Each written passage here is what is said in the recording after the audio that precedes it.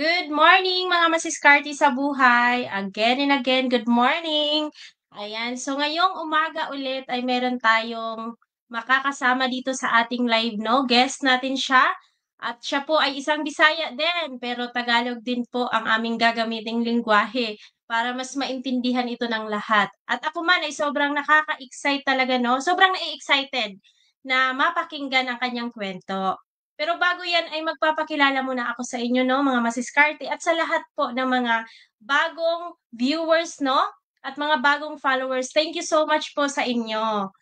Ayan, sa mga hindi pala nakakakilala sa akin, ako nga pala si Marcel Butad at isa po tayong masiskarte sa buhay.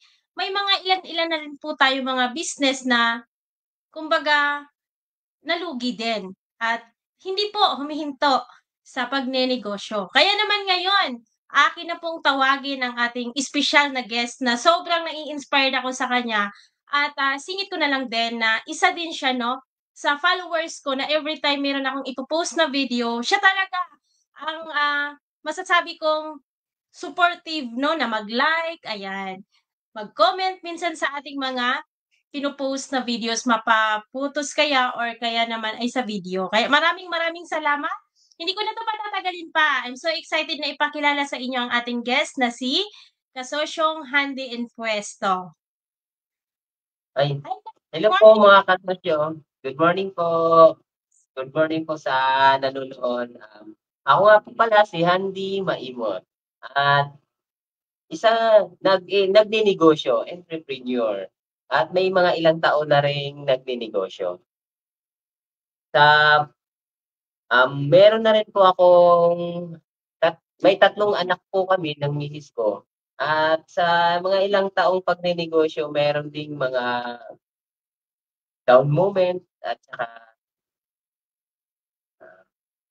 yun po, Yes, yun po. Kas.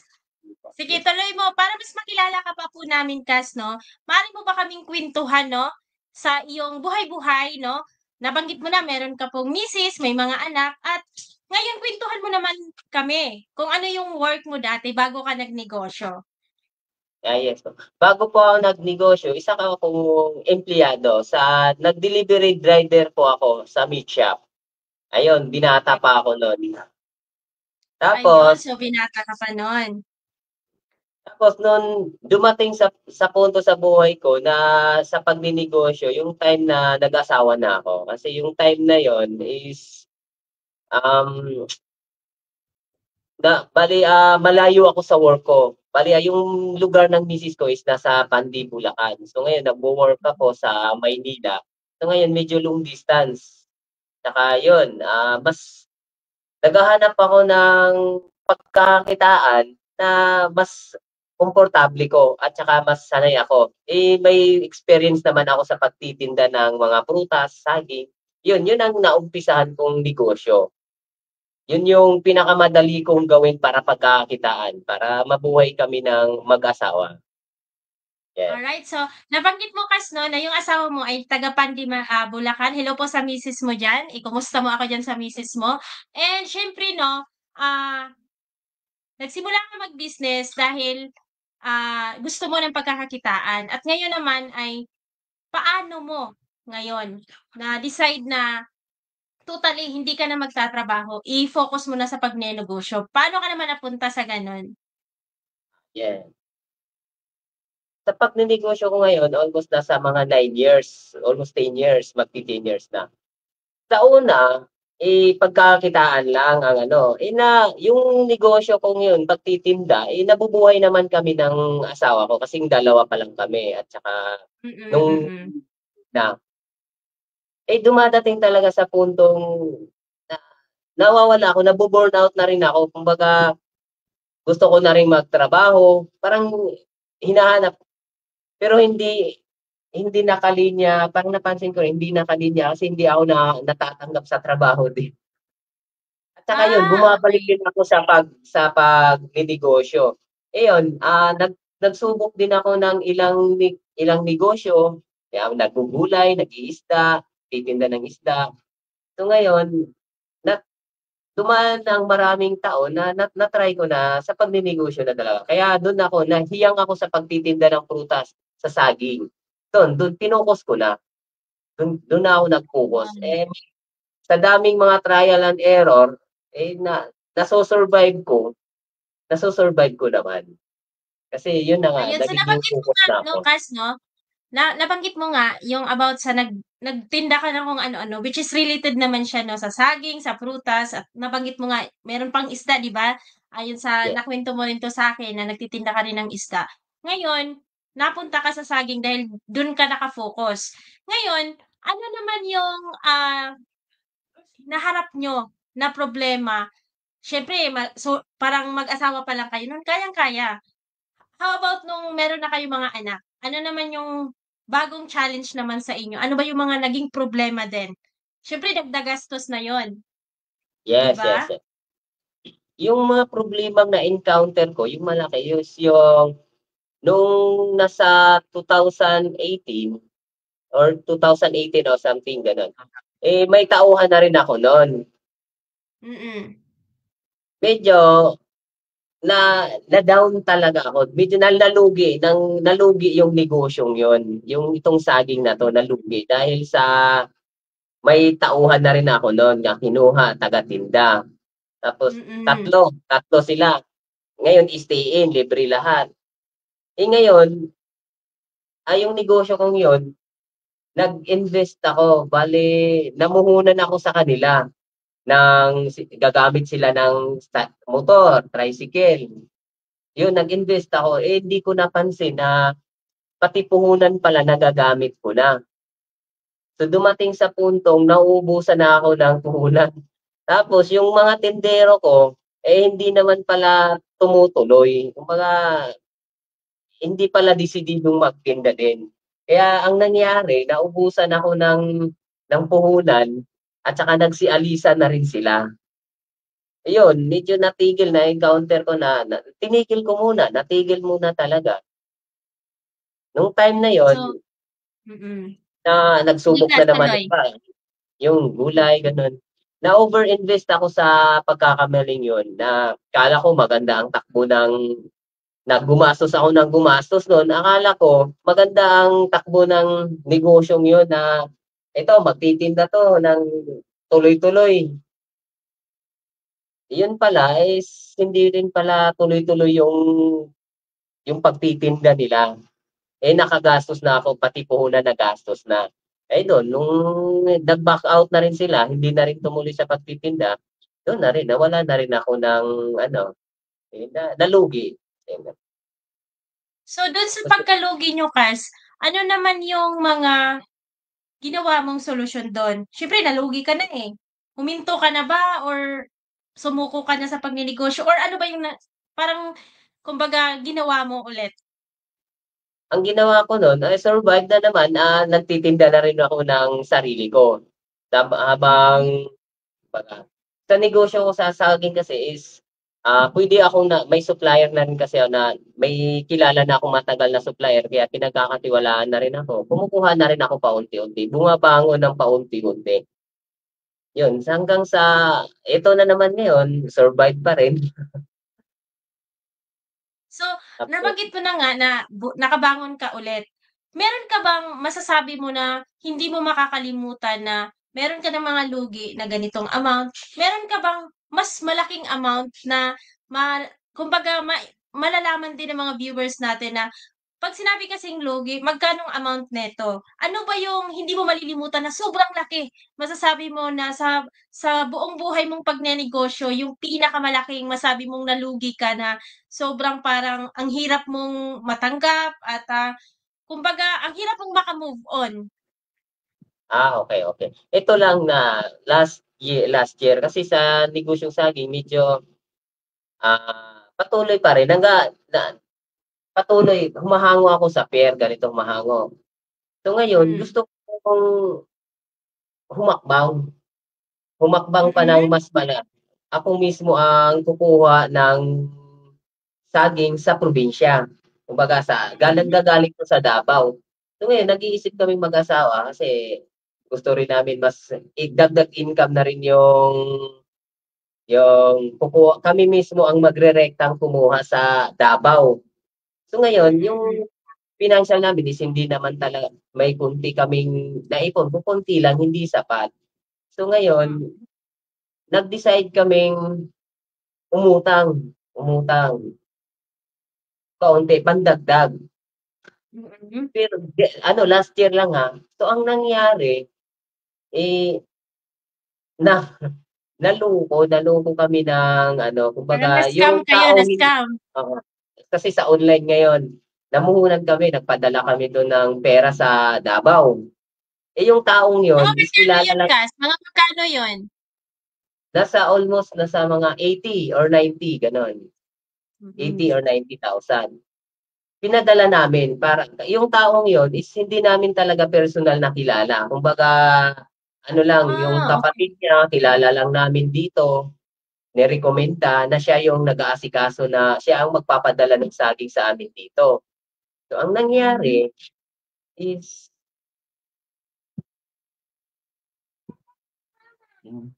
excuse muna ka. Okay, Cass, no problem. Ayun 'no, mga masiskarte sa buhay. So, nagpadala na siya ng pera. 'Di ba, Cass, nagpadala ka na para lang maintindihan nila yung kwento. Nagpadala ka ng pera na hindi mo gaano kakilala, although merong konti Yeah. siguro kasi may connection, pero 90,000, sabihin na lang natin 80 to 90,000 pinadala mo na wala pa yung produkto. Gano'n ka parang porsigido na, ito na siguro Oo, 'yun. yan. Sige, Cass, Kasi ituloy mo ano, yung kwento.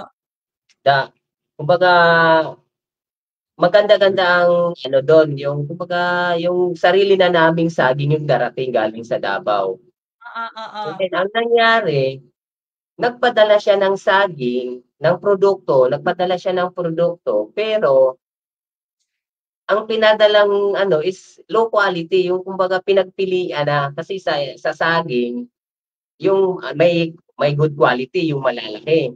Ang pinadala sa Hmm. amin is yung hindi hindi magandang quality. Tapos, Mm. yun na nga, hindi quality, tapos kulang. Yung pinadala naming Oo. pera, kalahati lang nun ang pinadala. If it's worth of mga 80, ang pinadala nasa mga 40 lang, gano'n. Oo, Eh, oo. hindi namin yun, nagtataka na kami, ba't gano'n na nangyari? Oh, tapos hindi namin na-dispose ng maayos yung saging kasi hindi nga good quality.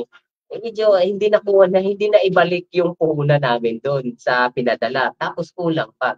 So ngayon kumbaga nagtiwala na lang din, nagtiwala. Eh, nun ang nangyari, ayun hanggang ngayon hindi pa namin nakukuha yung kulang kasi hindi na rin namin ma-contact. Yun ang pagkakamali. Kumbaga, nagtiwala, nandun yung tiwala, nagtiwala Oo. sa kami ang na-cash flow, kami ang na-cash Kumbaga, flow. kasi nabanggit mo, na inutang niyo pala yon, and then parang Mm, first time mong magbitaw ng gano'n kalaki kasi sasabi mo na, kaya na 'to, sa sarili ko na 'to, and then sa madaling salita, hindi quality, hindi good quality yung pinadala sa inyo. Ibig sabihin nalugi talaga kayo ng malaki. nalugi, Tapos para nalugi. bang, bakit ganito? Matagal-tagal na akong nagbi-business, pero Yes, yes. parang naloko pa rin ako sa ganito. Paano naman ngayon niyo nalagpasan yon na alam ko hindi talaga kayo humihinto?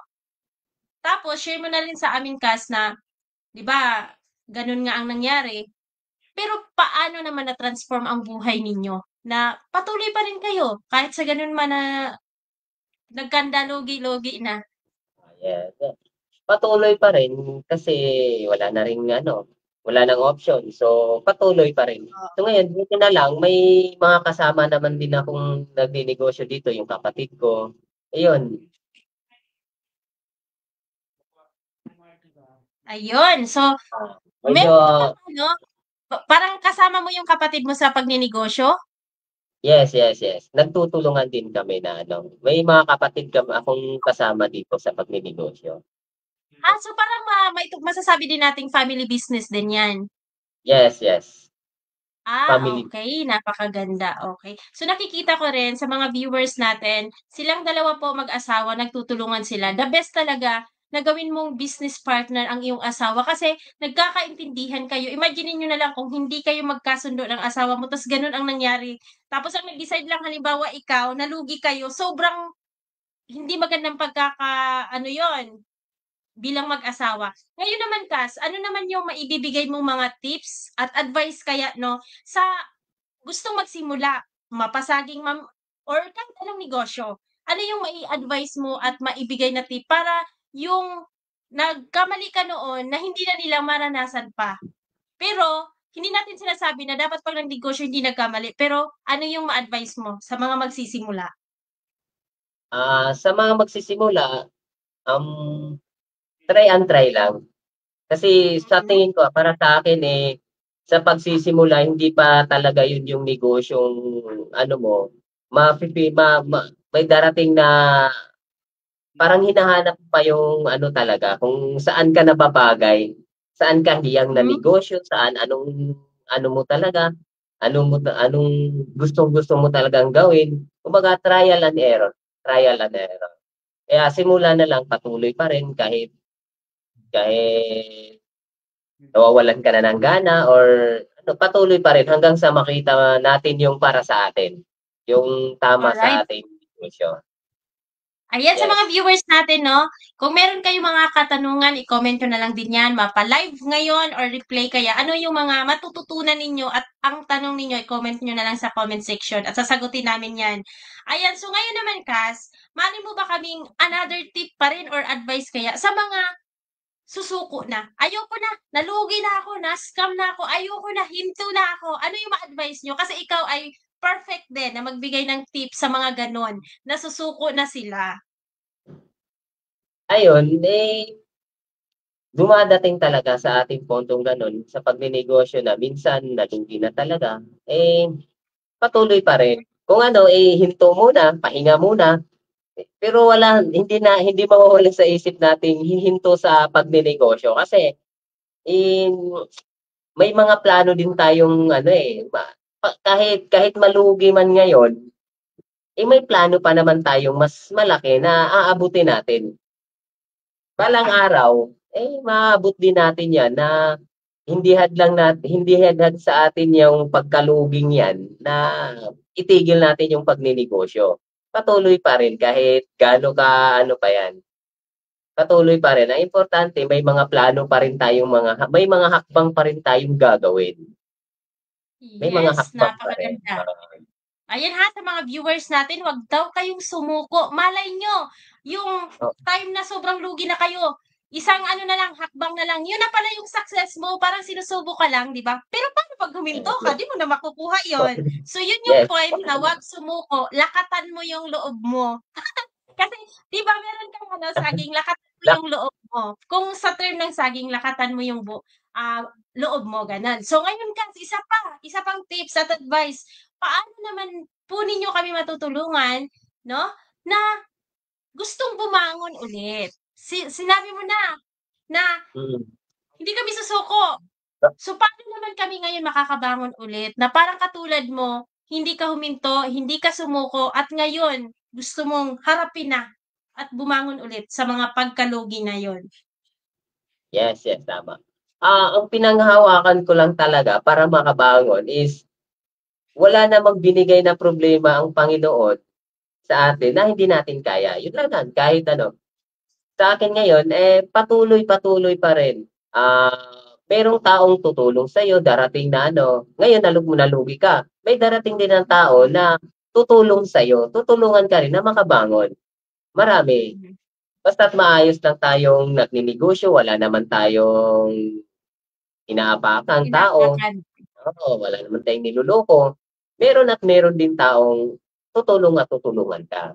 Yun lang ang naano ko, yun ang napapansin ko sa pagnenegosyo, na kahit lugmok ka ngayon, makakabangon ka rin kasi sa paligid mo hindi mo napapansin na tutulungan ka rin nila. Yes, napakaganda nung sharing mo Kas, kasi tama yun. Maraming nanonood sa atin at posibleng alam mo ako din ay talagang agree ako diyan Kas, kasi marami talagang taong gustong tumulong basta ikaw willing ka din magpatulong. Kasi minsan, Eh, nagmamalaki tayo, nagmamagaling tayo kaya minsan imbis na matulungan tayo, close-minded tayo, hindi natin ngayon natututunan. Kaya paulit-ulit lang, gano'n ang nangyayari. Kas, ano pa yung maidagdag mo diyan? Kasi gusto ko pang i-elaborate mo pa siya ng husto, yung gustong bumangon ulit kasi magandang usapin 'to, eh, na meron silang skills, meron silang kakayahan, pero sobrang hirap. Siguro kulang nga sila ng magmo-motivate at yun nga, perfect yun ang sinabi mo talaga na may tutulong talaga sa atin. Tap hmm, isa pa, siguro sa mga pagkakamaling yun, sa mga ano natin, isipin na lang natin na ano na yun, eh, kumbaga maggo-grow tayo sa mga experience na yun, na pagkakamaling yun. Exactly. Oo, ma sa experience na yun marami tayong matutunan na yun. Yun lang, yun, marami tayong matutunan. Yes, Yes, tama ka, Kas, kasi ang the best teacher talaga is yung experience natin. experience. Yes, Kasi yes. ang hirap na ituro mo sa iba na ikaw mismo hindi mo siya nararanasan. So, perfect yun, napakaganda yun, palakpakan talaga sa sagot na yun. Ngayon, Kat, malapit na tayong matapos, ang bilis naman nating matapos, wala pa tayong 30 minutes. Pero ngayon, Kas, ako may pinaniniwalaan ako, malamang may pinaniniwalaan din ang mga viewers natin, yung mga masiskarte natin. At ngayon naman, Kas, ano yung pinaniniwalaan mo sa tagal mo ng nagnenegosyo? Sa dinami-dami mo ng challenge, problemang hinarap, ano yung pinaniniwalaan mo? Ito, ang paniniwala ko lang, na sa pagnenegosyo is ang dami talagang problemang haharapin, sobra. Mm. Kaya ang pinakaunang priority na lang din natin,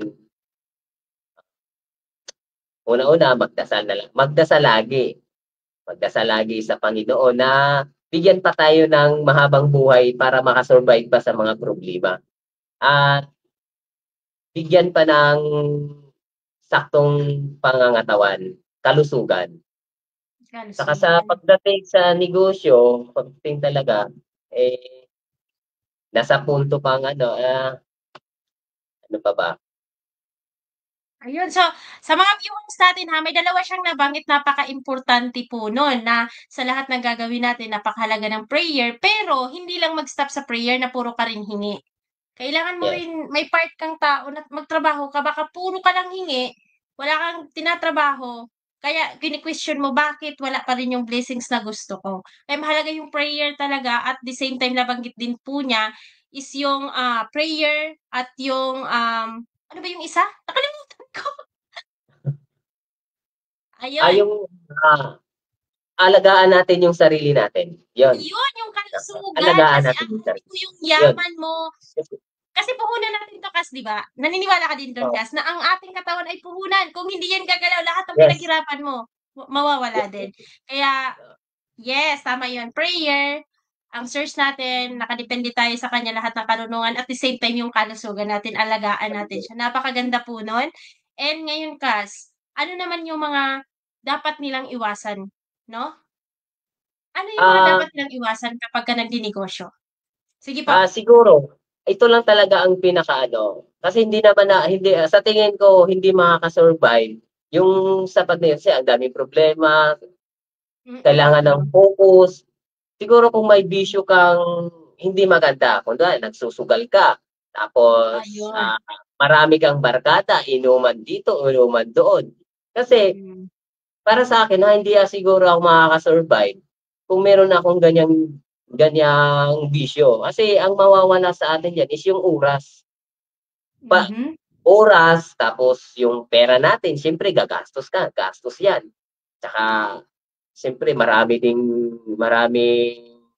hindi natin alam yung sa negosyo natin is nalulugi, kulang sa pera. Tapos kung dadagdagan pa natin ng bisyong gano'n na aksaya sa oras at saka sa pera, yun hindi ka magpapatuloy sa pagnenegosyo. Ah, may kahati sa pagnenegosyo mo, na hindi magandang habit or mga gawain. Kaya yun ang pinakaiwasan, yung pagsusugal, pag-iinom ng hindi yung paglalasenggo, yung gano'n, lasenggo, mga bisyong hindi maganda. Yeah, sure. Ayun, so sa mga viewers natin ha, kung gusto niyo talaga na mapatuloy ang inyong pagnenegosyo, iwasan daw ang bisyo. Alam niyo na 'yan kung anong mga bisyo, hindi ko na kailangan Oh, i-enumerate pa. 'Di ba, Kas? At saka eto, Kas, 'no, dagdag ko pa na huwag talagang mangutang sa pagsisimula agad, lalo na 'pag nagsisimula at lalo na 'pag walang Yes, yes, yes. experience. Dagdagan mo 'to, Kas, yung mga gusto mangutang na magnegosyo hindi Oo. makapagsimula dahil walang pera. Yes, yan. Nangyari talaga personally nung binanggit ko nga na utang na hindi pala kumbaga matatawag ko na nag-upgrade kami na gusto naming ano, pero hindi pa pala kailangan. Kasi yun nga, walang eksaktong supplier, walang eksaktong hindi mo kilala. So ngayon, pinilit namin talaga, pinilit namin nag-invest, kumbaga pinilit naming mamuhunan. Ayun, nadali tuloy. Alam mo yung Napunta ano, tuloy sa gusto mong kumita, yung alam mo yung gusto mong kumita naging bato pa, yes, yes. na para bang Oo, ang hangarin mo ay, ito na ba siguro dapat, ito oo, na yun, kaya na namin 'to.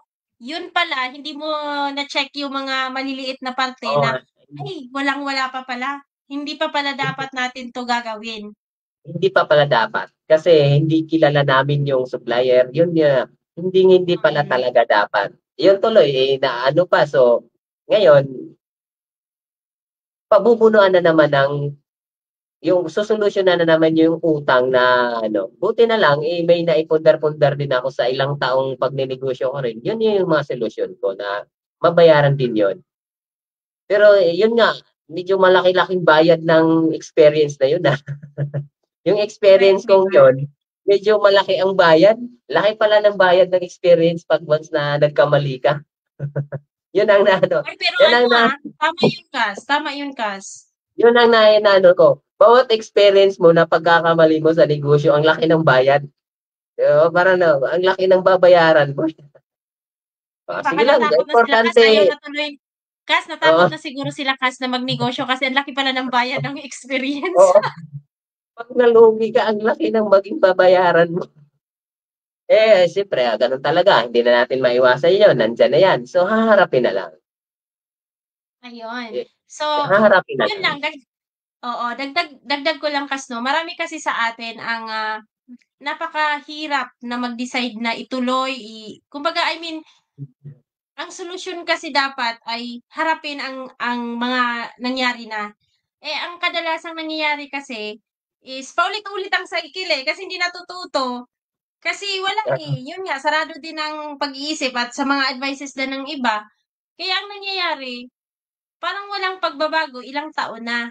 Pero sa kuwento mo, Kas, sobrang pina-realize mo rin sa akin, I know sa mga viewers din natin na, pina-realize na hindi puro saya sa pagnenegosyo. Actually, mas marami talagang hindi mo magugustuhan na kung dati nagtatrabaho ka parang easy-easy lang, oo, chill-chill lang, easy. dito wala, Napakaganda. eh. Oo, pero dito talaga lahat ikaw mag-iisip, wala ka pang fixed income niyan, susolusyunan mo lahat, eh, kung meron ka pang Yes, tauhan tama. dagdag sakit sa ulo. Kaya gano'n pa man, kaya nga eto meron tayong programang ganito na kung mapanood man ito ng mga viewers natin, Kas, kahit paano man lang meron talaga silang matututunan dito. At kung meron Yes. man silang natutunan talaga, maaari niyo pong i-comment diyaan sa ating comment section. Ngayon, Kas, ito na yung time na mas lalo ka pa naming makilala, ano po ba yung mga FB page mo. Pero bago po 'yan ay, sige, i-promote niyo muna po ang inyong FB page. Yung FB page ko is, Handy Maimon. Search niyo lang po sa Facebook yung Handy Maimon. Ayan, wait lang, Kas, ifa-flash ko sa Yes, screen. Ifa-flash natin sa screen yung kanyang page. So, follow niyo siya dito. Ayan, si Handy Maimot. Ito yun, Kas, oh. Ayan, i-follow yes, po yes. natin siya diyaan. And mag-message kayo sa kanya kung meron kayong katanungan. And Kats, meron po ba kayong physical store at kung saan ito? Maaari niyo po bang ibahagi sa amin? Yes, yes. Yung physical store ko is nasa palengke ng Mapulang Lupa, Pandi, Bulacan. Nasa Alright. So, ayan po opo, yung opo. oo. And meron akong ifa-flash na video. Ayan, i-ano ko lang saglit lang po ha. Ifa-flash ko lang yung video dahil ay, wait lang. Dahil siya po ay hindi lang ay nagnenegosyo at tunay talagang nagnenegosyo and at the same time, meron naman din po siya talaga. Siya po ay content creator at the same time. So, dito natin makikita kapag nagninegosyo sa panahon natin ngayon, kailangan naka-online ka na rin. Kasi mapag-iiwanan ka. Kaya panoorin natin 'tong video niya. Actually, isa lang 'to. Ayan. Napansin niyo Ay, ano ba 'yun, nawala? Ayan. makukulay.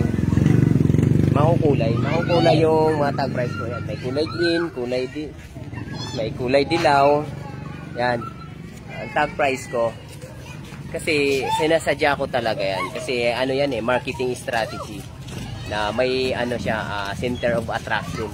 Para ma-attract or mapansin ng mga dumadaan dito sa kalsada. Yan Sinasadya ko talaga para mapansin. Pansin.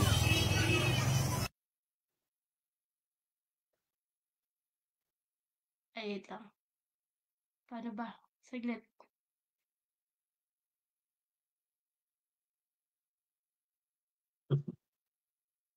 Ayun, so yun ang ginawa kong video.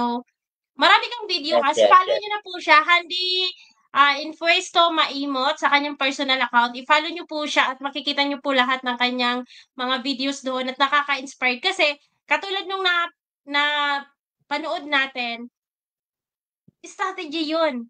Kasi ang iba dahil Yes, yes. saging lang daw. Nako, alam niyo ba ang saging ay mabenta talaga yan at kailangan ng tao yan.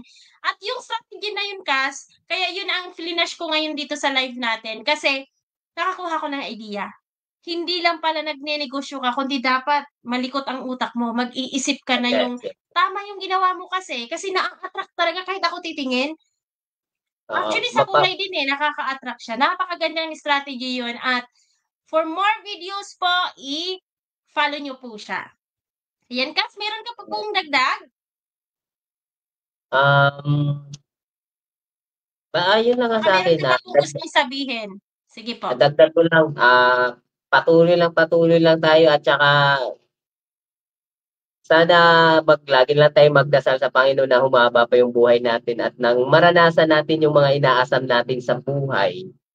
Kasi kung hindi tayo titigil sa pagninegosyo, matutunan at makakamtan din natin yung mga ninanais natin sa buhay. Yes, yun lang Ayun, po. maraming salamat ka sa iyong time 'no, and siyempre singit ko na lang din po yung aking FB group. Ayan, sa lahat po ng mga masiskarte sa buhay, eto po yung aking, FB group din, diyaan magtutulungan tayo. Hindi ko na po yan i-explain ng sobra-sobra kaya ayan lang po sa screen natin and at the same time ito yung aking, personal account din 'no. Nandiyan po yung aking mga content and may business pages, Tindahan ni Mase, nag-offer tayo diyaan ng mga wearables sa mga gusto po magpa-print ng t-shirt na gusto niyong design, yung sombrero at saka yung tote bag, ayan. So, mag-message lang po kayo dito sa ating account na ito. Kas, maraming salamat, wag ka muna pong mag-leave at magpapasalamat lang tayo ulit sa ating mga viewers. Yes, yes po, yes. Alright, thank you very much sa mga Salamat. viewers and magbabay na po kami. Kas, wag ka munang umalis kasi kausapin lang kita sa ano,